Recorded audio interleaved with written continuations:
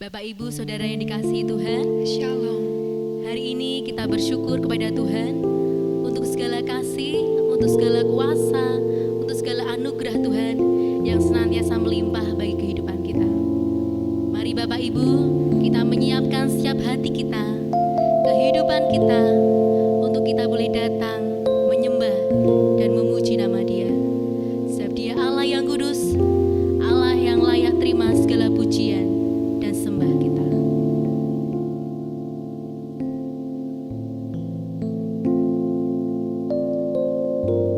Terima kasih Tuhan. Ku datang Tuhan dalam hadirat-Mu, berhiaskan kekudusan. Seluruh surga sujud menyembah-Mu. Ku tersungkur dan berseru, ku datang Tuhan dalam hadirat-Mu, berhiaskan kekudusan. Seluruh surga sujud menyembah-Mu. Ku tersungkur dan berseru, kudus, kuduslah, kuduslah Tuhan, Allah semesta alam. Kudus, kuduslah, kuduslah Tuhan, surga bumi menyembah. Kudus, kuduslah, kuduslah Tuhan, Allah semesta alam.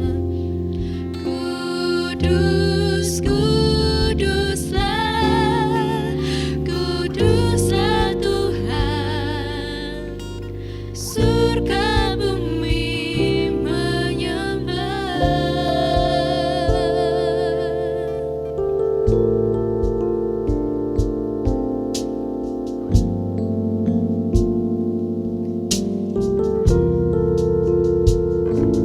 Ku datang Tuhan dalam hadirat-Mu, berhiaskan kekudusan.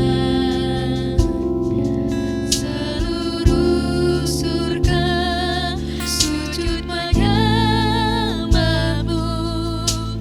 Ku tersungkur dan berseru, kudus, kuduslah, kuduslah Tuhan, Allah semesta alam. Kudus, kuduslah, kuduslah Tuhan, surga bumi menyembah.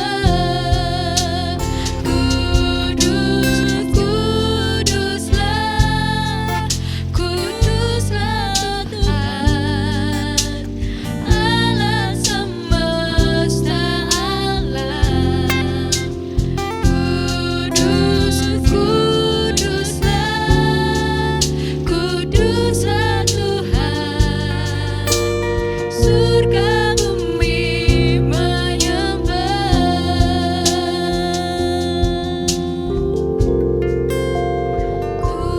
Kudus, kuduslah, kuduslah Tuhan, Allah semesta alam. Kudus, kuduslah, kuduslah Tuhan, surga bumi menyembah.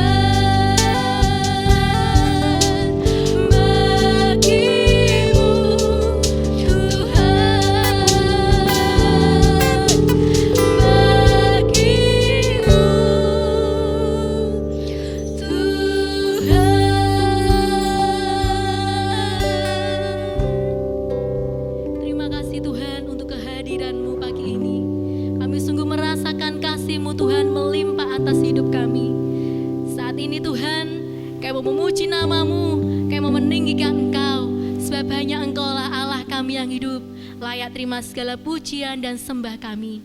Ini doa kami Tuhan, kami siap meninggikan nama-Mu.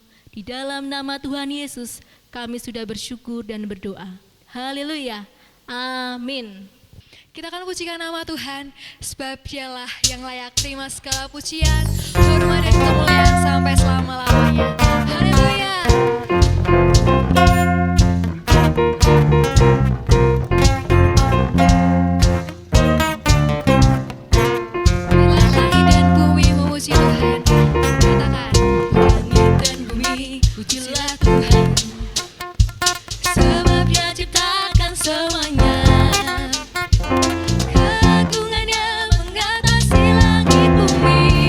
Semua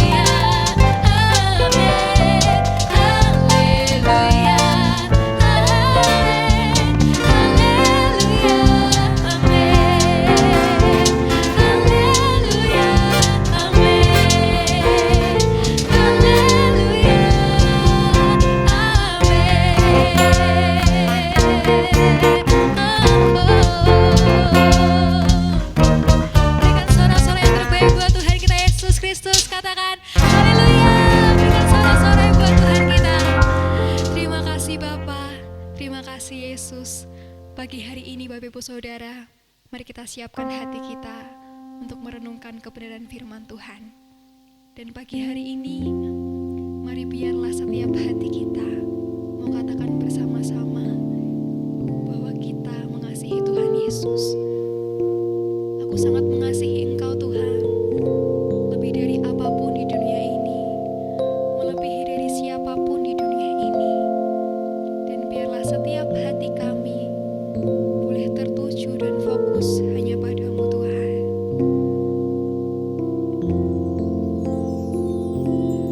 Aku mengasihi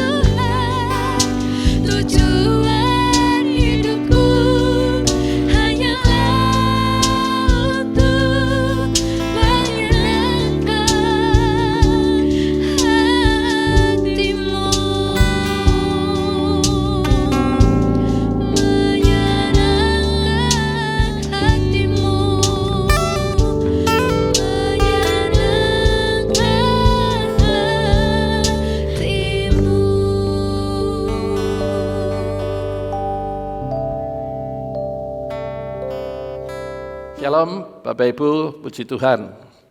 Minggu ini kita mengingat tentang kenaikan Tuhan setelah 40 hari kebangkitannya. Nah, itulah sebabnya kali ini saya akan menyampaikan kebenaran firman yang berkaitan dengan turunnya Roh Kudus atas manusia pertama kali.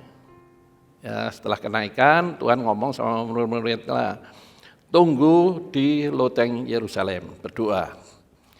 Nah, ketika berdoa itulah, maka turunlah Roh Kudus dalam bentuk lidah-lidah api, sehingga murid-murid yang ada di loteng waktu berdoa itu minta kepenuhan Roh Kudus, mereka berbahasa glosolalia, berbahasa lidah asing. Itu kurang lebih jam 9 pagi ya, sehingga ketika mereka itu kan didengar pada waktu itu di Yerusalem kan pagi itu kan pasarnya sudah hidup, sehingga orang-orang dari berbagai bangsa itu heran kenapa mereka bisa berbahasa, yaitu disebut bahasa asing seperti itu ya. Nah, itulah sebabnya kita harus memahami pentingnya Roh Kudus dalam hidup kita. Jangan mengabaikan, itu adalah kerugian besar kalau kita mengabaikan. Karena Roh Kudus itu diberikan adalah untuk kepentingan manusia. Ya, supaya apa? Manusia itu bisa menjadi alat Tuhan, itu utamanya. Jadi kepenuhan Roh Kudus itu di samping membimbing, menuntun dan membawa orang percaya itu mengenal kebenaran seutuhnya, maka Roh Kudus juga bisa menjadi alat menyatakan bahwa kita ini adalah milik Tuhan, yaitu dengan kuasa karunia-karunia roh yang sangat luar biasa itu. Nah, ke dalam ya, Roh Kudus keluar dinyatakan lewat urapan karunia, dan ke dalam adalah bermanfaat untuk membimbing, menuntun kita ya. Jadi kali ini kita akan fokus belajar tentang karya Roh Kudus di masa Perjanjian Lama. Nah, minggu berikutnya kita akan belajar karya Roh Kudus di era Perjanjian Baru. Mari sebelumnya kita berdoa terlebih dahulu. Bapa Surgawi, terima kasih hari ini kembali kami boleh mengenang akan anugerah Allah yang luar biasa. Siapakah kami ini? Kami ini hanyalah debu tanah. Tetapi Engkau mau tinggal di dalam diri kami lewat Roh-Mu yang kudus. Kami bersyukur karena dengan tinggalnya Engkau di dalam diri kami boleh dituntun, dibimbing untuk mengerti apa yang menjadi kendala dalam hidup kami. Oleh sebab itu betapa pentingnya kami mohon Engkau untuk membimbing, menuntun kami. Oleh sebab itu ya Tuhan, berfirmanlah sebab kami siap untuk menerimanya. Dan di dalam nama Tuhan Yesus kami ucap syukur dan pohonkan doa sembahyang ini. Amin. Ya, jadi karya Roh Kudus di masa Perjanjian Lama. Minggu berikutnya adalah karya Roh Kudus di masa Perjanjian Baru. Baik, karya Roh Kudus di masa Perjanjian Lama itu dalam bentuk urapan ya. Urapan dalam bahasa Yunaninya, Ibrani ditulis Mesayah atau ditulis di bahasa Indonesia Mesias. Artinya adalah mengoles dengan minyak. Nah, dalam bahasa Yunani ditulis kurio atau kurios, ditulis dalam Alkitab seperti itu. Artinya sama, mengoles dengan minyak. Atau bahasa Inggrisnya itu anointing. Atau juga yang diterjemahkan impartasi, ya, memberikan pengaruh kepada orang lewat kuasa Roh Kudus. Ya, saya sudah membahas tahun-tahun yang lalu bahwa impartasi itu tidak bisa dilakukan oleh keinginan manusia. Ya, impartasi Roh Kudus ya berdasarkan kedaulatan Tuhan. Jadi agak heran, ini sudah saya bahas beberapa tahun yang lalu ya. Kalau anak-anak muda dipanggil untuk KKR pada lari semua ke depan dan maunya ditumpang tangan hamba Tuhan, katanya dapat impartasi. Ya salah, hamba Tuhan itu kan bukan agen. Ya, agen seolah gampang saja. Saya kemudian ada yang ditiup, pakai baju dikebutke. Apa Tuhan itu bisa diatur sama manusia seperti itu? Kan tidak bisa. Itu sudah saya bahas, jadi kali ini saya tidak akan membahas seperti itu. Nah, kenapa ya? Kita melihat kan KKR itu yang lari maju ke depan kan orang-orang itu aja. Nah kan aneh kan seperti itu. Nah kenapa seperti itu? Karena itu menganggap bahwa itu wajar ya, dan itu akan menjebak hamba Tuhan itu menganggap dia itu adalah agen. Jadi kalau tidak lewat agen tidak bisa beli secara resmi. Ini kan konyol. Ya kita tidak bahas seperti itu. Tetapi saya hanya mengingatkan kembali bahwa Roh Kudus itu adalah karya Allah yang diberikan kepada orang percaya.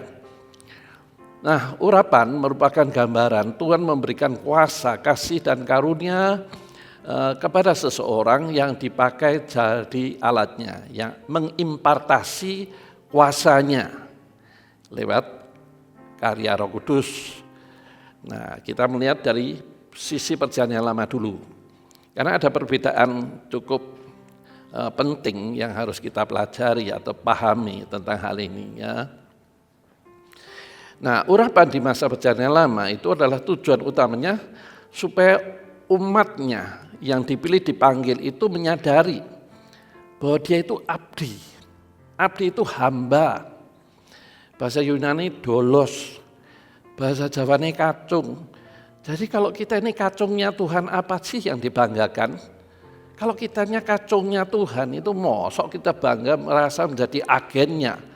Sehingga kalau didoakan jatuh, nek tidak jatuh didorong. Ini kan konyol sekali. Ya tidak boleh seperti itu. Itu membuat orang salah paham tentang Roh Kudus. Dianggap Roh Kudus itu mainan gitu ya. Tidak boleh, Roh Kudus itu kudus, namanya aja kudus. Tidak bisa kita ini menganggap ringan atau memandang rendah tentang Roh Kudus itu ya. Nah, jadi tujuan utamanya itu Tuhan memberikan Roh Kudus di masa perjanjian lama itu adalah untuk menekankan bahwa kamu itu hambaku. Nah, sayangnya maksud Tuhan yang baik ini ditolak oleh bangsa Israel. Ditulis dengan jelas dalam Keluaran 19 ayat 6.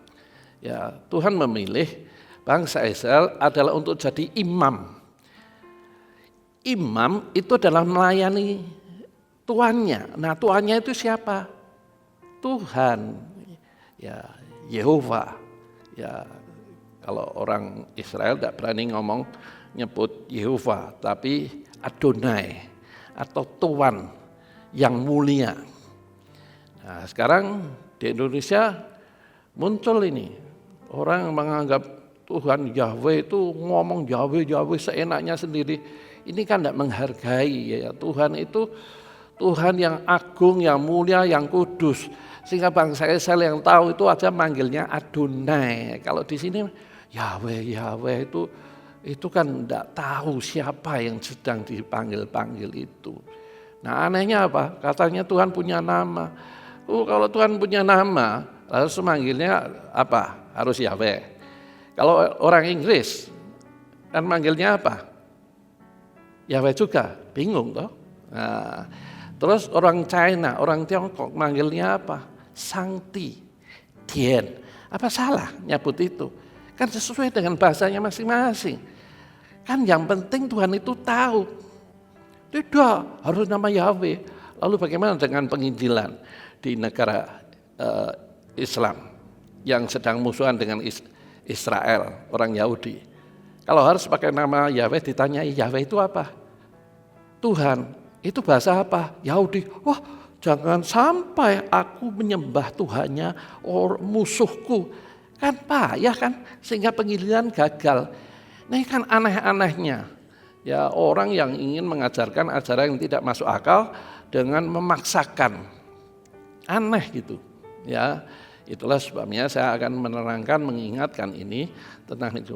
Jadi sejak semula Tuhan itu memilih memanggil bangsa Israel adalah untuk menjadi imam melayani Tuhan.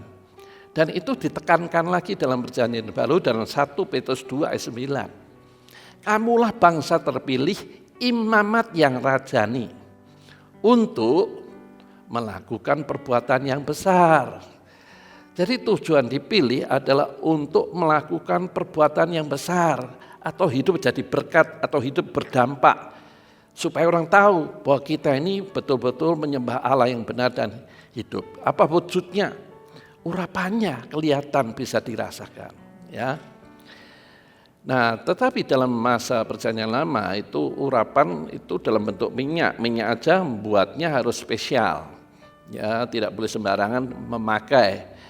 Nah, di zaman sekarang ada juga pendeta yang meramu minyak sendiri, seperti yang ditulis dalam kitab Bilangan. Ini kan kitab imamat.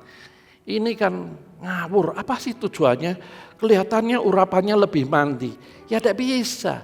Itu hanya lambang saja. Minyak itu hanya lambang.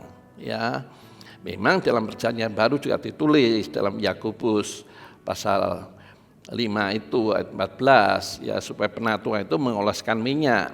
Tapi sekali lagi bukan minyaknya, tapi karya Roh Kudusnya.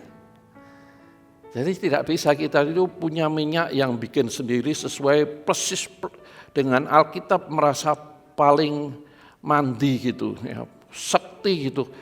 Itu kan konyol sekali ya, konsepnya itu gimana? Minyak itu hanya lambang. Kalau seperti itu ya jual minyak aja. Ya, saya ini pengalaman ya, pernah mengurapi anak yang kerasukan, ya, keluarga yang anaknya kerasukan. Nah, kemudian salah satu keluarga yang namanya anak kan belum waktunya dibaptis karena belum nalarnya belum tumbuh. Nah, anak yang satu itu saya pakai minyaknya minta aja, bukan minyak spesial yang bikinan persis dengan imaman, enggak. Saya minta ada enggak minyak yang belum dimasak? Ada minyak masak, enggak apa-apa, minyak, yang penting minyak belum dipakai. Nah, kalau dipakai kan kurang ajar. Jadi minyak asli. Kemudian saya oleskan. Yang satu itu bisa berbau harum, yang satu biasa saja. Nah, kalau seperti itu kalau saya ini punya motivasi jelek, ya minyaknya saya jual kan. Dioleskan jadi berbau harum, kan kurang ajar. Itu kan karya Tuhan. Saya enggak tahu anak ini besok dipakai Tuhan seperti apa, enggak tahu. Tapi jelas seperti itu. Tetapi saya tidak mau itu terjebak sehingga beli saja dari saya minyaknya betul asli. Wah, itu kan konyol. Jadi minyak itu hanya lambang.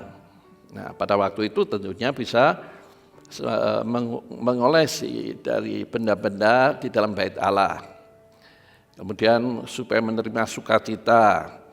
Kemudian untuk menguduskan tubuh yang tercemar, itu di Perjanjian Lama. Perjanjian Baru beda. Nanti kita lihat ya di khotbah berikutnya. Selanjutnya, urapan diberikan kepada hambanya yang dipilih. Nah, contohnya Musa. Musa mendapatkan urapan yang tidak terbatas, ya, sehingga mampu memimpin bangsa Israel mengatasi berbagai persoalan. Ya, bayangkan itu, yang dewasanya aja kurang lebih 600.000. Kemudian istri, anak-anak tidak terhitung kan, kurang lebih 2 jutaan. Ya, ini hanya tafsiran karena Alkitab tidak menulis gitu. Karena Alkitab itu menulis hanya orang dewasanya dan biasanya perempuan tidak ditulis, itu di Alkitab seperti itu. Tapi perkiraan kita sekitar 2 juta. Bayangkan memimpin 2 juta. Tidak ada HP, tidak ada sarana apapun. Sehingga kita melihat bagaimana urapan yang diberikan kepada Musa. Dan Bapak Ibu harus tahu, 5 kitab pertama yang disebut Taurat itu adalah penulisnya Musa. Ya, Kejadian, Keluaran, Imamat, Bilangan, dan Ulangan. 5 kitab itu menjadi kitab pegangan bangsa Israel Yahudi sampai hari ini. Ya, penulisnya Musa. Bagaimana bisa menulis seperti itu kalau tidak ada urapan? Jadi urapan itu memberikan hikmat kepada Musa menulis kitab-kitab itu. Ya, tidak terbatas. Dan ketika mertuanya itu menganjurkan, kalau kamu seperti ini cepat capek dari pagi sampai malam dan kasihan sampai sore, kasihan juga bangsa Israel yang nunggu antri untuk konseling. Udah kamu pilih aja 70 orang dianggap bijaksana. Dan ketika sudah dipilih bijaksana, setia, bisa dipercaya, maka Tuhan mengambil sebagian urapan Musa itu dan diberikan kepada 70 orang tua-tua. Jadi Musa itu menerima urapan tidak terbatas. Nah, bagaimana dengan era zaman sekarang? Saya belum pernah melihat, ya hanya mendengar. Tapi itu tergantung kedaulatan Tuhan, ya. Kemudian seorang diurapi Tuhan itu menerima mandat seperti duta besar. Jadi kalau kita ini menjadi duta besar di sebuah negara, maka negara itu menghargai kita itu sebagai wakil sebuah negara. Tidak boleh sembarangan untuk menghina atau melecehkan. Karena itu sama dengan melecehkan negara di mana saya ada. Nah, Tuhan itu mengurapi hambanya Musa itu dengan otoritas Tuhan. Jadi tidak boleh menghujat atau ngomong di belakang kepada hamba Tuhan yang sudah diurapi. Ya, nek bahasa Jawa nek kualat itu ya. Tidak peduli itu salah. Nah, contohnya Miriam itu melihat Musa itu mengambil istri bangsa Kus, sehingga mengata-ngatai Miriam ini Mbak Yuni Musa. Musa salah, diam saja. Tapi yang tidak terima Tuhan. Nah, sama seperti duta besar kalau dihina, yang marah kan negaranya. Nah, Tuhan yang mengurapi Musa itu yang tidak terima, mau membunuh Maryam. Sehingga Musa, jangan Tuhan ampuni dia. Sehingga akhirnya karena permohonan Musa ini, Miriam kakak Musa itu hanya kena kusta 7 hari. Jadi jangan sembarangan kita ini melecehkan, membuli hamba Tuhan yang sudah diurapi. Yang marah bukan hamba Tuhannya, tidak dengar kok. Yang marah Tuhan. Karena hamba Tuhan itu duta Tuhan di bumi. Tidak peduli salah seperti apapun. Musa jelas salah, karena dia mengajarkan jangan memilih bangsa lain sebagai pasangan, tapi dia sendiri memilih. Salah kan, betul kan? Tetapi tetap tidak boleh dihakimi. Nah, ini harus dipahami. Urapan itu seperti itu. Bagaimana dengan zaman sekarang masih berlaku? Cuma di zaman itu, ya ini hanya penafsiran aja ya. Tuhan menyertakan diri sebagai hakim, sehingga salah langsung hukum. Tapi di masa sekarang itu masa kasih karunia. Salah masih ada toleransi. Ya ini kan susah kan. Taunya nanti kalau sudah mati kena hukuman. Susah kan. Masih kasih karunia ini toleransinya sangat tinggi. Itulah sebabnya Alkitab menjelaskan. Matius 13 ayat 26-30. Biarlah gandum dan ilalang tumbuh bersama. Nanti pada akhir zaman babat, kumpulkan gandum kepada lumbung Tuhan, ilalang untuk dibakar. Kan selesai. Jadi ada untungnya, ada susahnya. Kalau zaman perjanjian baru, hukum langsung jadi tahu, oh ini salah betul ini. Nah, zaman sekarang kan enggak. Ya, sehingga akhirnya orang kan enak aja ngomong ngatai hamba Tuhan walaupun itu jatuh dalam dosa. Nah, contoh lain nanti kita lihat. Akibat tidak bisa menguasai emosinya saat bangsa Israel terus-menerus menuntut minta air, Musa tidak diizinkan masuk tanah Kanaan, hanya bisa melihat dari atas gunung Nebo. Hamba Tuhan itu kan manusia, Musa juga masih manusia. Walaupun dalam Bilangan 12 ayat 3 itu menjelaskan di atas bumi ini tidak ada orang seperti Musa lembutnya. Tapi namanya kan manusia kan, belum tumbuh kemuliaan. Musa pun jengkel ketika Tuhan mengatakan. Musa tidak katakan, tapi pakai tongkatnya batunya digebuk gitu. Nah itu melanggar kekudusan. Sehingga akibatnya Musa tidak bisa masuk tanah Kanaan. Jadi saudara, Bapak Ibu semua, jangan membuat hamba Tuhan itu marah. Selalu dituntut, selalu disalahkan. Ya puji Tuhan, saya sudah belajar 25 tahun jadi hamba Tuhan. Nah, jadi pendeta itu 32 tahun. Jadi belajar sabarlah, ya saya hanya membimbing. Kalau mau bimbing ya syukur, kalau tidak ya tanggung sendiri. Itu tugas saya seperti itu. Kalau berpikir seperti itu turun kan, tidur kan enak. Nah, saya mikir saja ya tidak bisa tidur, cepat tua. Ya memang wis tua. Jadi kita harus menghargai hamba Tuhan. Saya tidak menuntut dihargai. Kalau saya dihargai berlebihan, wah bisa jatuh saya jadi sombong, kayak raja kecil gitu. Jangan, tapi menghormati aja lah. Ya sebagai hamba Tuhan. Ya, baik kita melihat lebih jauh. Harun itu jadi imam. Ya, Harun itu kakaknya Musa. Ya, dalam hal ini seseorang hanya diberikan jabatan sebagai imam biasa, tidak boleh melakukan tugasnya melebihi wewenang yang diberikannya. Ya, saya memberi contoh seperti ini adalah jabatan pendeta di Sinode GBI itu kan ada pendeta muda dan pendeta pembantu. Nah, pendeta pembantu tidak bisa melebihi wewenang pendeta muda. Pendeta muda itu hampir sama dengan pendeta penuh. Ya, saya dulu waktu pendeta muda sudah menggembalakan jemaat di Semarang. Kemudian ada orang tua mengatakan, wah selamat ya Pak Paulus sudah tidak jadi pendeta muda, jadi pendeta tua. Pak maksudnya itu pendeta aja, nah, T-nya bukan tua karena PDM kan muda. PDT dianggap pendeta tua gitu, bukan, itu hanya singkatan dari pendeta. Jadi intinya apa? Wewenangnya tidak boleh melebihi.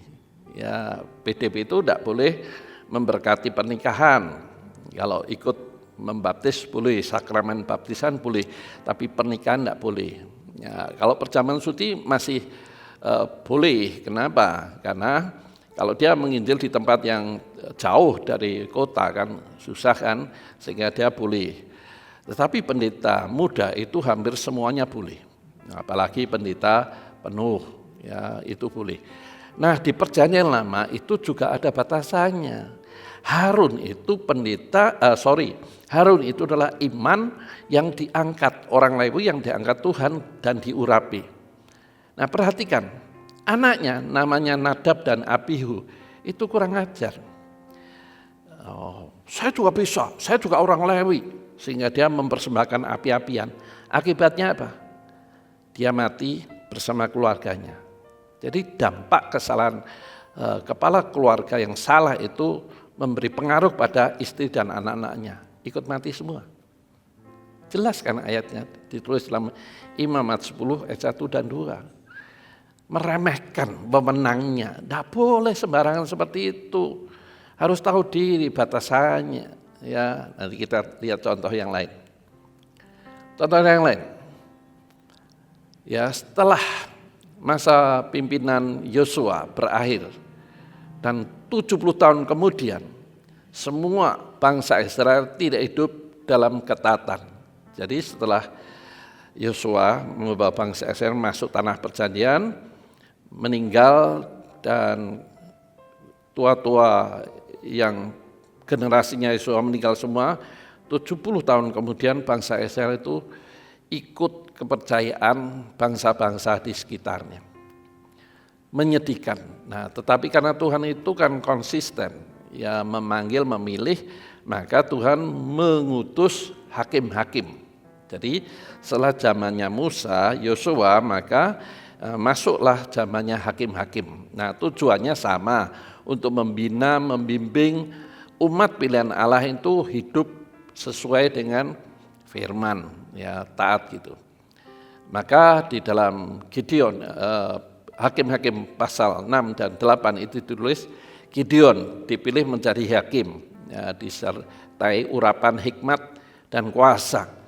Sehingga dengan 300 orang bisa mengacaukan bangsa Midian yang besar jumlahnya, kurang lebih 10.000.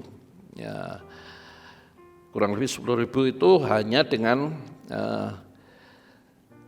semacam tembikar gitu dipecahkan dan opor dan teriak. Nah itu seperti puluhan ribu, sehingga bangsa Median yang ketakutan itu lari dan meninggalkan harta bendanya, termasuk senjatanya, karena itu waktu dini hari. Ya, jadi itu kalau bukan urapan kuasa Tuhan tidak mungkin itu. Nah artinya apa? Setiap hamba yang dipilih itu disertai kuasa dan urapan. Ya, tetapi kita harus rendah hati, kalau disertai kuasa jangan pamer dan merasa lebih dari yang tidak. Ya. Kemudian dipilihlah Simson. Ya, Simson itu agak unik ya. Kalau dalam perjalanan itu agak unik ya, tetapi jangan itu membuat kita juga menjadi orang Kristen di era sekarang unik-unik. Ikut-ikutan ya, jangan ya, karena beda ya. Tuhan itu melakukan segala sesuatu ada tujuannya. Ya, mungkin budaya waktu itu. Nah, jangan kita di dalam era sekarang ini, zaman modern ini ikut-ikut budaya yang zaman dulu. Pakai jubah, waduh, pakai tongkat, waduh. Ini apa maksudnya itu loh, aneh-aneh seperti itu. Ya, jadi sepertinya Tuhan itu, memang Tuhan itu tidak berubah. Tapi tujuannya itu kadang-kadang memang seringkali tidak diduga. Itulah sebabnya Alkitab mengatakan, tak terselidiki pikiranmu, betapa dalam dan betapa tingginya. Jadi kita tidak bisa memprediksi Tuhan itu seperti apa, tidak bisa. Karena terlalu dalam, terlalu tinggi, hikmat dan keputusan-keputusannya. Nah berbicara tentang Simson, itu punya ciri khas. Ya, sejak lahir itu tidak boleh potong rambut. Ya, itu rahasianya. Nah, bukan rahasia potong rambut, bukan rahasia panjang rambutnya. Sehingga nanti kita tiru-tiru, wah rambut saya enggak tak potong, itu enggak boleh. Ya, rambutnya gondrong, katanya supaya urapannya enggak hilang. Itu kan Simson, jangan tiru-tiru gitu, ikut-ikutan gitu ya. Waduh, susah ya. Karena logika manusia ini kalau belum diluruskan firman itu aneh-aneh gitu. Nah singkat cerita ngomong Simson, apa sih kesalahannya? Dia tertarik dengan wanita Filistin, ya, Delila gitu ya. Jatuh cinta memang cinta itu buta gitu ya. Sehingga akhirnya dirayu-rayu, dia memberitahukan pokoknya jangan potong rambut saya, kalau potong rambut saya tenaga aku hilang. Ya, karena Simson itu kan terkenal dengan urapan kuasanya yang luar biasa sekali. Nah betul, ketika dipotong langsung jatuh. Tapi masalahnya saya yakin bukan potong rambutnya. Karena dia melanggar seks. Ya, dia terjebak dengan keinginan seks yang sangat kuat. Sehingga akhirnya urapannya hilang. Dan matanya dibutakan, dibuat mainan sama bangsa Filistin. Ya, kenapa? Karena dia itu melanggar kekudusan Allah. Ya, komitmennya hilang. Contoh, ya seorang abdi Tuhan atau nabi kecil dalam 1 Raja-Raja 13 itu disuruh untuk memperingatkan Raja Yerobeam. Ketika Raja Yerobeam yang arogan itu mau megang, tangkap dia, tangannya tidak bisa ditarik dan minta ampun. Nah, nabi ini berdoa, akhirnya tangannya bisa ditarik lagi. Tapi Tuhan pesan, setelah kamu mengatakan harus pulang di jalan yang berbeda, tidak boleh kembali. Tetapi ada nabi tua di kota itu, Tuhan ngomong dihapusi gitu. Tuhan ngomong kamu harus mampir ke rumah saya dan nganut karena menghormati orang tua. Tapi di mata Tuhan dia melanggar kekudusan, akhirnya mati dia, dimakan singa. Itu artinya tidak boleh melanggar apa yang Tuhan ucapkan, walaupun dibohongi yang lebih senior, tidak boleh. Kita harus berpegang dalam era sekarang, harus berpegang apa yang dikatakan Alkitab. Jangan berpegang pada orang yang kita anggap senior, sudah sepuh, mesti omongannya melebihi Alkitab. Itu kan ngawur itu.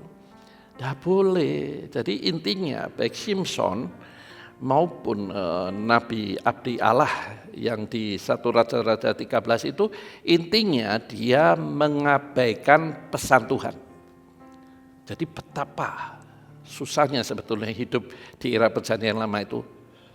Salah langsung dihukum, bisa bayangkan itu. Ya. Kemudian di masa Samuel, ya Nabi Samuel, Tuhan memberikan raja sesuai permintaan bangsa Israel. Permintaan bangsa Israel, bukan keinginan Tuhan. Keinginan Tuhan tetap konsisten. Keluaran 19 ayat 6, kamulah imamat yang rajani. Dan diulang lagi dalam 1 Petrus 2 ayat 9. Di zaman Samuel, bangsa Israel mendesak Samuel. Samuel sudah jengkel sebetulnya. Ya, tetapi Tuhan ngomong, udahlah, turuti aja permintaannya. Tapi ingat, raja itu punya wewenang mengambil harta kamu semaunya sendiri. Ya, contohnya Ahab, itu contohnya boleh. Nah, singkat cerita, maka dipilihlah Saul, diurapi oleh Samuel untuk menjadi raja.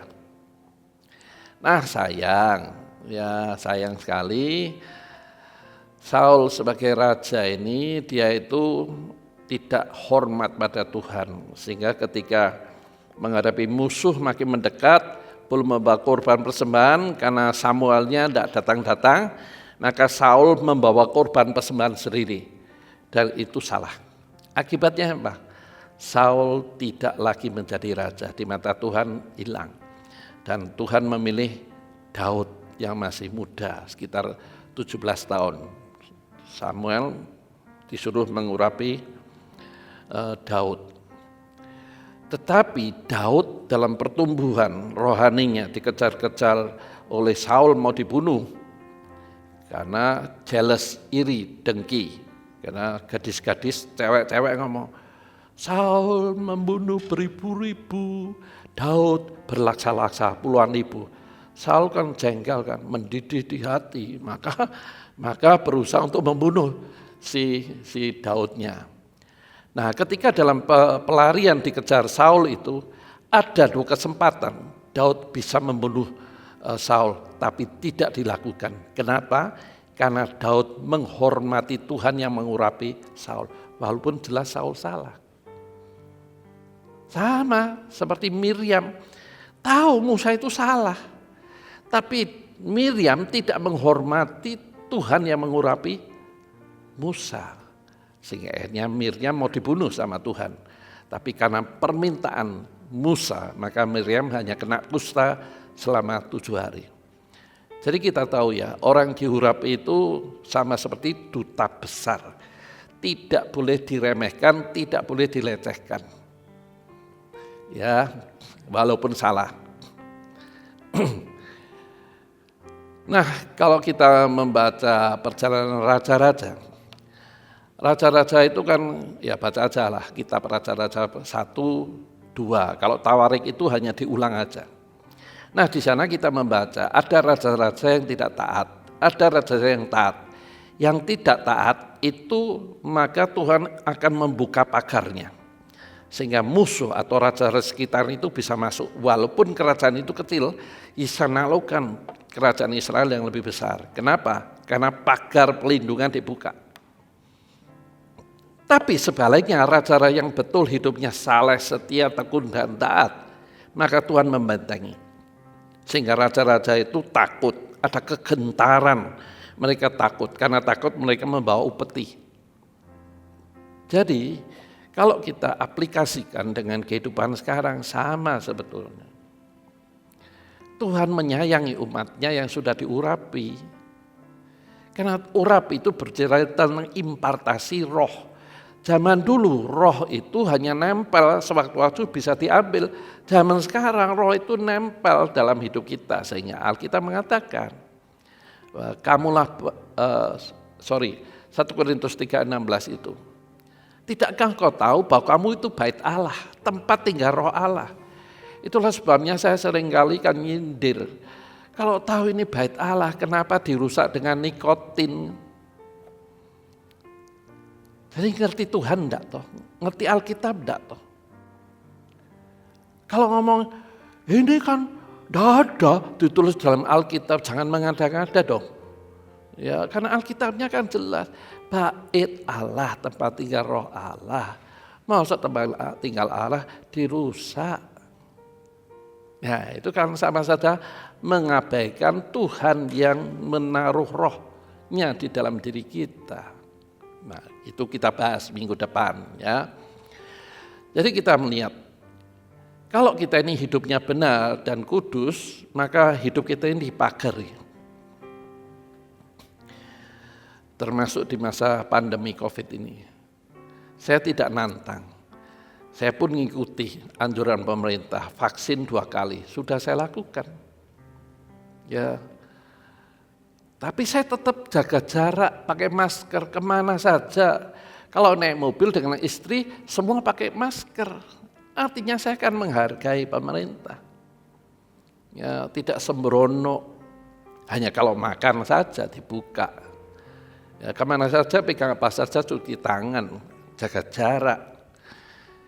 Itu harus kita hargai karena itu anjuran pemerintah. Ingat, pemerintah itu wakil Allah di bumi.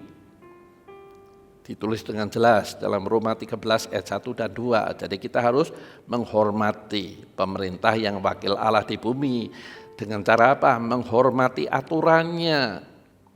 Tetapi saya yakin perlindungan yang saya ada sampai hari ini adalah karena kuasa Roh Kudus yang membentengi, memagari.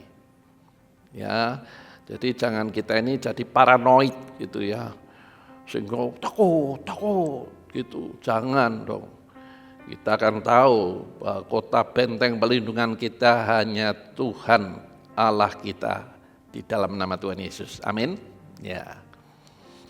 Selanjutnya kita melihat Daud menyadari pentingnya urapan sehingga saat dia jatuh dalam dosa dengan membunuh Uria prajuritnya yang setia, karena dia nafsu seksnya bangkit melihat Batseba mandi. Kenapa? Karena Daud kan punya rumah tinggi sehingga lewat sotoh rumah yang lain perang, dia masa jalan-jalan lihat wanita mandi, sehingga akhirnya jatuh cinta. Karena dia punya hak sebagai raja, maka Batseba dipanggil dia untuk menjadi selirnya mungkin. Nah, gimana caranya? Karena dia sudah bersuami, maka dia ngomong sama Yoab, biarlah si Uria ini maju paling depan, yang paling berat musuhnya sudah mati. Kan kurang ajar Daud ini. Jadi kita harus tahu Alkitab ini jujur, artinya terbuka. Hal-hal yang seperti itu buruk pun Tuhan bukakan, tidak ada disembunyikan. Tapi akibatnya Daud kaget dan takut ketika Nabi Nathan mengingat, waduh, aku salah ini. Maka dia menangis dan berdoa minta ampun sama Tuhan. Ditulis dalam Mazmur 51 ayat 12-14-nya. Dia ngomong, jangan ambil rohmu dalam diriku. Jadi Daud itu sebetulnya sadar roh urapan itu bisa diambil seperti Saul sewaktu-waktu diambil. Dan Daud bukan hanya jangan diambil roh yang engkau tempatkan dalam diriku, tapi Daud juga menyadari apa penyebab kejatuhannya, yaitu tidak memiliki roh yang teguh dan rela. Sehingga dia mengatakan, berikan aku roh yang teguh dan rela. Ya. Jadi Daud menyadari di dalam posisi sebagai raja itu bisa semenang-menang. Maka dengan cara dia menyadari kenapa sih jatuh dia sampai membunuh suaminya Batseba dengan cara jahat dan keji. Dia mencari kurang teguh. Dan dia minta, Tuhan berikan aku roh yang teguh. Baca di rumah, Mazmur 51 ayat 12 dan 13. Ya. Jadi kita belajar dari peristiwa tokoh-tokoh di dalam Alkitab ini supaya kita ini tidak mengulangi kesalahan yang sama. Nah, tadi sudah saya singgung, Daud menghargai urapan yang Tuhan berikan kepada Saul, sehingga walau ada 2 kesempatan membunuh, Daud tidak melakukannya. Ya, ini sudah saya lanjut. Nah, urapan yang diterima hambanya yang setia itu tidak hilang. Jadi Daud itu takut Saul hilang karena dia melanggar kekudusan. Sama seperti Nadab dan Abihu anaknya Harun itu melanggar kekudusan, akhirnya dibunuh. Miriam sebetulnya juga akan dibunuh, tapi Musa ngomong jangan Tuhan, sehingga akhirnya Tuhan yang memberikan penyakit kusta selama 7 hari. Nah, ada satu tokoh namanya Elisa. Elisa ini ada urapannya double porsi dibandingkan seniornya Elia. Ya, kalau baca Alkitab jelas itu. Ya, bagaimana mujizat-mujizat yang dilakukan Elisa itu lebih banyak daripada Elia. Nah, saat meninggal, tulang Elisa ini dikebumikan di tempat pekuburan umum tentunya. Nah, saat bangsa Israel sedang membawa jenazah mau ngubur gitu, ternyata datang gerombolan orang jahat. Kan takut kan, sehingga akhirnya jenazahnya yang mau dikubur itu dibuang aja, semuanya lari. Nah, tidak kebetulan jenazah itu jatuh di atas kuburnya Elisa dan mayat itu hidup. Artinya apa? Tulang Elisa pun ada urapannya. Itulah sebabnya Tuhan tidak sembarangan mengurapi hambanya. Kenapa? Karena tahu motivasi dan integritas hidupnya. Jujur, setia, bisa dipercaya enggak? Jangan-jangan jadi sombong. Nah, itulah sebabnya urapan itu tidak sembarangan Tuhan berikan. Ya. Jadi, urapan di masa perjanjian lama itu bisa hilang atau Tuhan meninggalkan saat hidup tidak berkenan seperti Simson dan Saul. Beda dengan karya Roh Kudus di dalam perjanjian baru. Nanti kita bahas ya. Jadi mari kita melihat ini betapa agungnya kasih Tuhan kepada umat pilihannya di era sekarang, kasih karunia ini. Luar biasa sekali. Jadi kesimpulannya, karya Roh Kudus di masa PL itu diberikan kepada mereka yang dipakai jadi alat-alatnya dengan kuasa, kasih, wibawa, perlindungan, penyertaannya yang sungguh luar biasa. Kita pun iya, karena Tuhan itu konsisten dalam kesetiaannya. Urapan yang diberikan di masa PL perjanjian lama bisa diambil atau meninggalkan bila tidak hidup dalam kehendaknya. Jadi kesimpulannya, kita di masa perjanjian baru ini, kita harus tahu tentang ciri-ciri urapan, impartasi, kasih kuasa, wibawa, perlindungan Tuhan kepada umatnya. Garis besarnya adalah bagi umat yang setia, tekun sampai akhir. Oleh sebab itu, kalau Tuhan itu setia sampai akhir, mari kita belajar hidup setia juga. Tujuan hidup bukan untuk memuaskan keinginan daging, tapi tujuan hidup adalah untuk menyenangkan hati Tuhan. Motivasi tujuan hidup di dalam dunia yang sangat temporer. Hidup dalam dunia ini kan seperti musafir, hanya sementara. Jangan kita fokus hanya mikir kesenangan, kenikmatan. Tapi mari kita fokus bagaimana hidup kita sebagai anak Tuhan, umat pilihannya yang diurapi ini bisa menjadi berkat, menjadi kesaksian, memberi dampak bagi kerajaannya tentunya. Amin. Baik, saya akan berdoa bagi Bapak Ibu semua. Bapak Surgawi, terima kasih kami boleh mendengar, mengingat, dan merenungkan kembali akan keagungan cinta dan kasih-Mu yang begitu luar biasa kepada umat pilihan-Mu. Engkau memanggil sejak semula kami adalah untuk menjadi imam yang melayani Engkau. Seyogyanya kami pun tujuan hidup adalah untuk melayani Engkau, melayani kehendak-Mu. Karena Tuhan adalah Tuhan yang tidak pernah berubah. Sejak awal memanggil manusia menjadi umat pilihannya adalah supaya umat manusia ini yang sudah dipilih, dipanggil ini bisa menjadi berkat bagi kemuliaan nama Tuhan. Tolong jemaat yang merespon firman ini sehingga mereka menyadari dan mulai memperbaiki diri. Tuhan berikan kekuatan, kemampuan sehingga jemaat yang merespon firman Tuhan mereka boleh memperbaiki diri. Tolong Tuhan, pimpin, bimbing, dan nyatakan diri-Mu dengan kasih karunia yang Tuhan sudah siapkan Sehingga akhirnya tidak ada jemaat-Mu yang hidupnya tidak menjadi berkat, tapi semuanya hidupnya membawa dampak menjadi berkat bagi kemuliaan nama Tuhan. Kami terima firman-Mu ini dengan penuh ucapan syukur di dalam nama Tuhan Yesus. Amin. Bapak Ibu, kita dengarkan pengumuman ya. Pengumuman minggu ini adalah sebagai berikut. Pada masa siaga COVID-19, mari saudara tetap menjaga kesehatan. Kita terus membangun kehidupan rohani secara pribadi maupun bersama keluarga di rumah masing-masing. Tetaplah berdoa untuk keluarga, gereja, kota, bangsa, dan negara kita. Meskipun ibadah kita laksanakan secara online, mari tetap memberikan persembahan seperti ketika kita beribadah setiap minggu di gereja.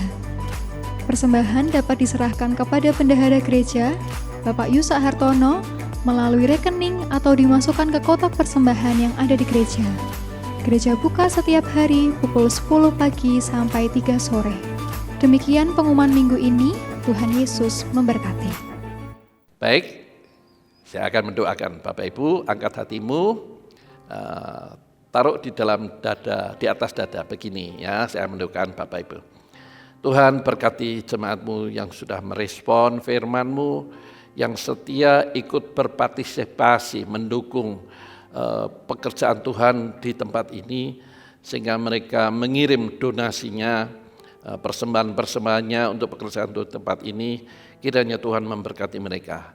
Dan sekarang Tuhan berkati mereka dengan mengingatkan akan tujuan hidup yang Tuhan panggil dalam hidupnya, sehingga akhirnya tahu hidupnya adalah bagi kemuliaan nama Tuhan. Tuhan tolong, yang merespon, Tuhan pimpin, Tuhan lindungi, Tuhan jagai seperti biji mata, sehingga apapun yang dikerjakan diberkati Tuhan, supaya lewat itu nama Tuhan dipermuliakan. Sekarang jemaat Tuhan, terima berkat di dalam Allah Bapa, Allah Anak, dan Allah Roh Kudus untuk menyertai hidupmu sekarang sampai selama-lamanya. Di dalam nama Tuhan Yesus, terimalah berkat ini. Yang percaya katakan amin. Tuhan memberkati, sampai ketemu lagi.